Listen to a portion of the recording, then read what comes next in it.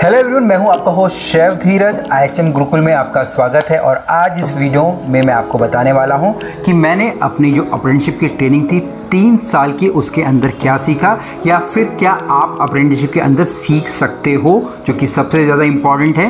क्योंकि अप्रेंटिसशिप का मतलब सिर्फ ये नहीं होता है कि आपको उधर जाके सिर्फ किचन का कुछ काम सीख लेना है। ये प्रॉपर एक स्ट्रेटेजी होती है अगर आप भी compete करना चाहते हो इंडस्ट्री के अंदर। सेम जिस प्रकार से होटल मैनेजमेंट के डिग्री या डिप्लोमा वाले जो स्टूडेंट्स होते हैं उनकी तरह यहाँ पे मैं आपको 4 पॉइंट बताने वाला हूँ जो कि बहुत ही ज़्यादा इम्पॉर्टेंट है अगर आप अप्रेंटिसशिप कर रहे हो या फ्यूचर में करना चाहते हो।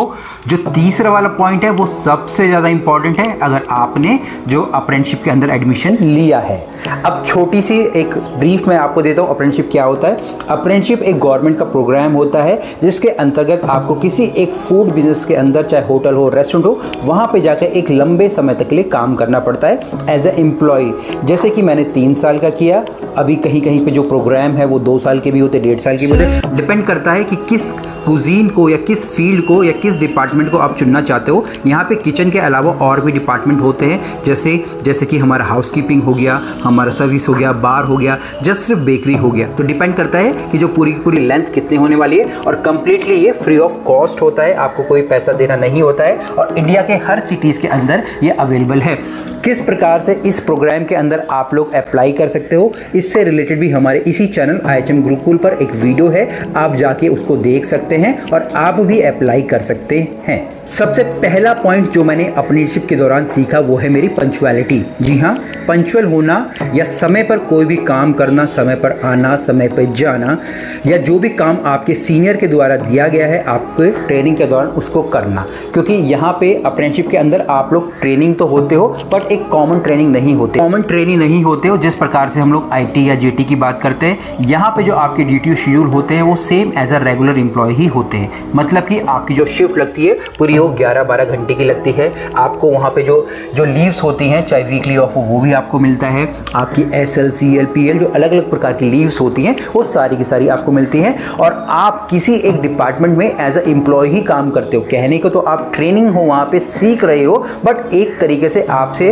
प्रॉपर एक एम्प्लॉय का काम लिया जाता है, जिसके के कारण आपके अंदर आपके ऊपर बहुत ज़्यादा रिस्पॉन्सिबिलिटी होती है। ठीक है, अगर कोई एक IT या JT का स्टूडेंट है उसके ऊपर उतनी रिस्पॉन्सिबिलिटी नहीं होती है। बट अगर आप एक अप्रेंटिसशिप हो किसी होटल के अंदर तो आपके ऊपर बहुत ही एक बड़ी रिस्पॉन्सिबिलिटी है। तो सबसे पहले आपको यहाँ पे पंक्चुअल होना सीखना है। जो भी आपकी शिफ्ट की टाइमिंग है, चाहे मॉर्निंग है, आफ्टरनून, नाइट है, उस समय पे आपको वहाँ पे पहुँचना है। प्रॉपर यूनिफॉर्म में आपको रहना है। जो भी वहाँ पे कंपनी के रूल रेगुलेशंस हैं उनको वहाँ पे फॉलो करना है। इवन यहाँ पे आपको जो स्टाइफंड भी मिलेगा और वो हमेशा ज़्यादा होता है जो आपके JT और IT के जो स्टूडेंट की तुलना में। दूसरा जो मेन पॉइंट है वो जो कि मैंने अप्रेंटिसशिप के दौरान सीखा वो है स्ट्रॉन्ग लीडरशिप। स्ट्रॉन्ग लीडरशिप का मतलब है कि आपको अगर कुछ चीज़ मिल गई है तो उसको आप कायम रखेंगे और उससे आगे ज़्यादा बढ़ने की कोशिश करेंगे। हम लोग अधिकतर देखते हैं हम लोग ज़्यादा आगे तक या जल्दी से प्रमोशन नहीं पाते या एक ही जगह पे बहुत लंबे समय तक रुकते हैं। कॉमी 3 में ही हम लोग 2-2 साल निकाल देते हैं। वो रीज़न यही होता है कि हमारे अंदर किसी भी प्रकार की जो स्ट्रॉन्ग लीडरशिप नहीं होती है। बट अगर आप एक अप्रेंटिसशिप कर रहे हो, आप देखोगे पूरे उस 3 साल या 2 साल के पीरियड के दौरान एक कोई शेफ जो कॉमी 3 था वो कॉमी 2 बना, कॉमी 1 बना, वो किस रीज़न से बना।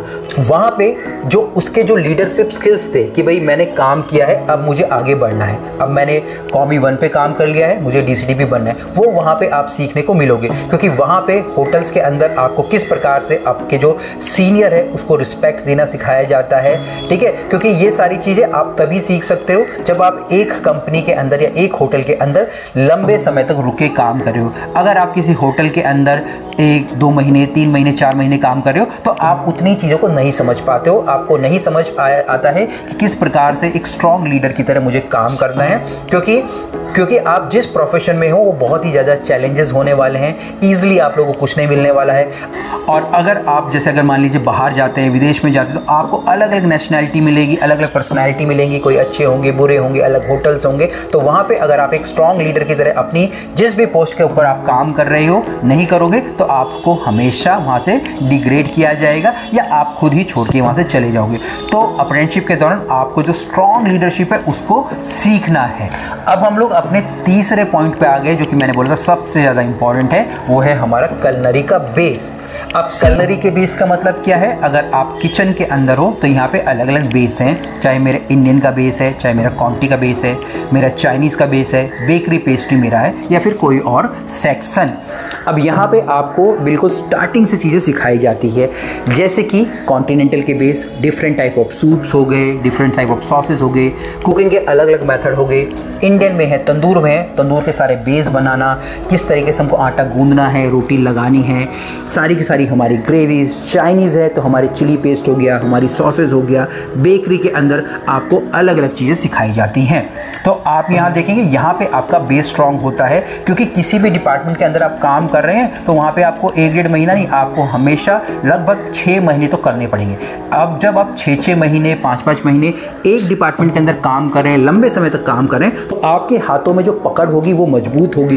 क्योंकि किसी भी कुजीन का अगर आपको बेस समझ आ गया तो आप लोग समझ लीजिए 50% आपने चीज़ें सीख ली है। उसके बाद सिर्फ आपको रेसिपी मिलनी चाहिए, चाहे वीडियो के तौर पे, लिखित तौर पे, आपको उसको फॉलो करना है। जैसे कि मान लीजिए अगर आप क्वांटी में हैं, आपको रू बनाना नहीं आएगा तो आप कोई भी आप रेसिपी ले लीजिए, आप नहीं बना पाएंगे। अगर आपको tomato sauce, brown sauce, white sauce बनानी नहीं आएगी तो आपकी जो बाकी की चीज़ें हैं, जैसे कि मान लीजिए पास्ता, पिज़्ज़ा या किसी और प्रकार की डिश आप नहीं बना पाओगे। इंडियन के अंदर अगर आपको आटा गूंदना, जो हमारे नान रोटी के पेड़े होते हैं उनको कैसे लपेटते हैं, कैसे लगाना नहीं आ पाएगा, तो आप कभी भी वहाँ पे जो और नान की और जैसे हमारे ऑलिव नान हो गया, चीज़ नान हो गया, कभी नहीं बना पाओगे। तो बेस स्ट्रॉन्ग करना सबसे ज़्यादा ज़रूरी होता है। इसलिए मैंने बोला कि सबसे ज़्यादा ध्यान आपको इसी चीज़ पे देना है। और आप अगर अब तक वीडियो में रुके पड़े हो तो मैं आप लोगों से रिक्वेस्ट करना चाहूँगा, हमारा एक जो प्लेटफॉर्म है IHM गुरुकुल, ये हमारा यूट्यूब चैनल है दूसरे प्लेटफॉर्म पे। इसके अलावा हमारी खुद की ऐप है, वेबसाइट है IHM गुरुकुल, जो कि आपको वीडियो के डिस्क्रिप्शन में मिल जाएगी। आपको उसको जरूर जाके वहाँ पे साइन अप कर देना है।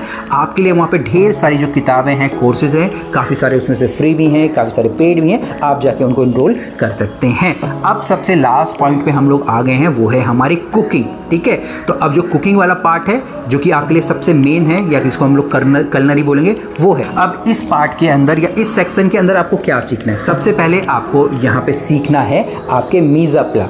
मीज़ा प्ला का मतलब होता है कोई भी अगर आप कुकिंग कर रहे हो तो उससे पहले आपको चीज़ों को तैयार करना है, चाहे आपके रॉ वेजिटेबल हो, मीट हो, सी फूड हो, या फिर आपके इक्विपमेंट हो।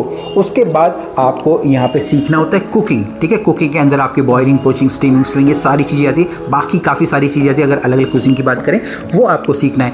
इसके बाद आपको जो एक्चुअल कुकिंग होती है वो सीखनी है, और वो तभी आएगी जब आप प्रैक्टिस करोगे। यहाँ पे कभी भी आपको डायरेक्ट सीधा कुकिंग के ऊपर नहीं जाना, आपको मीज़ा प्लस पे जाना है। ठीक है, अपने बेस मजबूत करने। और सबसे लास्ट आपका आता है कि किस प्रकार से आपको कुकिंग के अंदर ही अपने खाने को प्रेजेंट करना है, क्योंकि खाने को प्रेजेंट करना सबसे ज़्यादा ज़रूरी है। अगर आप अपने खाने को प्रेजेंट नहीं कर पाओगे तो कभी भी आपका खाना देखने में सुंदर, अच्छा नहीं लगेगा।